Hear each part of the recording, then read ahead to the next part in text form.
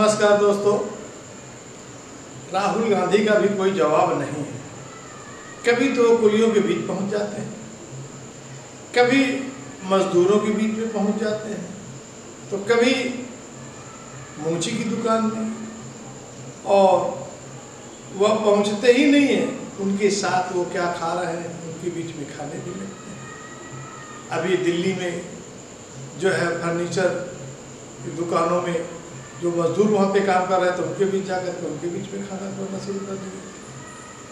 पिछले वर्ष चर्चा हुआ हरियाणा में किसानों के जो धान लगा रहे थे उनके बीच में बैठ गए, जो उनका खाना था उसी के साथ खाने लगे, खाने का मजा ले रहे थे। या कहें कि वो उनके हकीकत को जानने के लिए उनके बीच जाना नहीं भूलते हैं, चूकते नहीं हैं।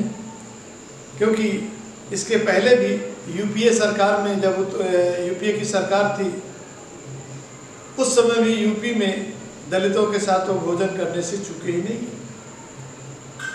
आज अगर बात करते हैं महाराष्ट्र में की जो अगर बात करते हैं तो महाराष्ट्र में दलित किचन के बारे में जानने का उन्होंने प्रयास किया।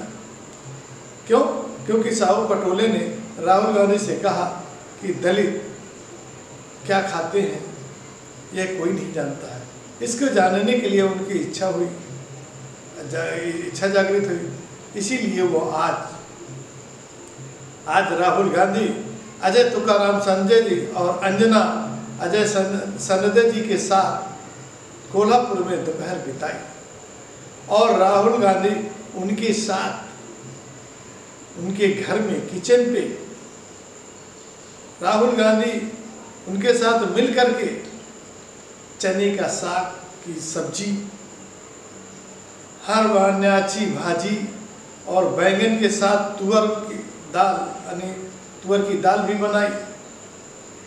पटोले और संजय परिवार के जाति और भेदभाव के निजी अनुभवों पर उन्होंने बात की।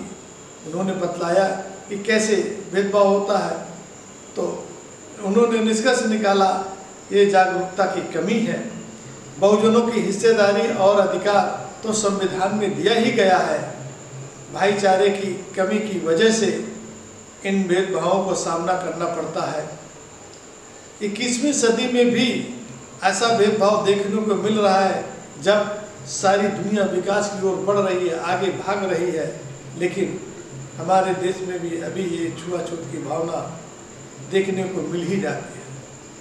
राहुल गांधी वो हर समाज में जाते हैं, जानने और उसको जानने का प्रयास करते हैं कि कहाँ पर क्या हो रहा है, कितना भेदभाव हो रहा है, उनकी स्थिति क्या है, यही जानने का प्रयास करते हैं।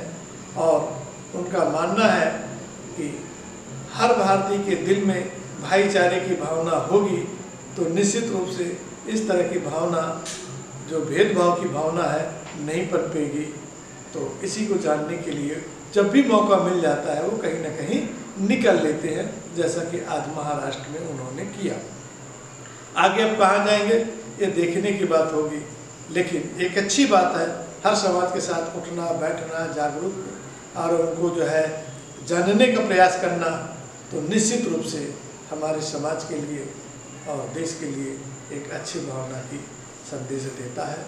जय। मेरे बगल में कोई घर है अपर कास्ट का, उनको आज भी पता नहीं कि हम क्या खा रहे हैं। वो आपके घर नहीं आएंगे? अगर आएंगे खाएंगे नहीं, चाय भी नहीं पिएंगे। डायरेक्टली आपको कह देंगे या बहाना बनाएंगे? नहीं बहाना नहीं आएंगे, हमको पता है कि नहीं आएंगे, बात खत्म हो गई ना। आपको बुलाते हैं? हाँ बुलाते हैं। और आप वहाँ जाके खा सकते हैं? खा सकते हैं, वो प्रॉब्लम नहीं है। वो प्रॉब्लम नहीं। आपके यहाँ नहीं खाए? यहाँ तो अभी वो हो गया, अभी मतलब अब ये ऑफिसर था, ये इतना बड़ा आदमी हो गया, तो मतलब आपके ऑफिसर रैंक की रिस्पेक्ट हो रही है? हाँ, आपकी रिस्पेक्ट कास्ट की रिस्पेक्ट नहीं है। वो जो अगर ये बर्तन एक किसी सवर्ण के घर का है, मैंने छू लिया तो उसको आग में डाल के फिर लेते थे उसको। अभी की बात है, बहुत पुरानी बात नहीं बता रहा हूँ। ये कभी ठीक होगा? सर नहीं लगता, अब उल्टा जा रहा है। अब उल्टा जा रहे हैं सर।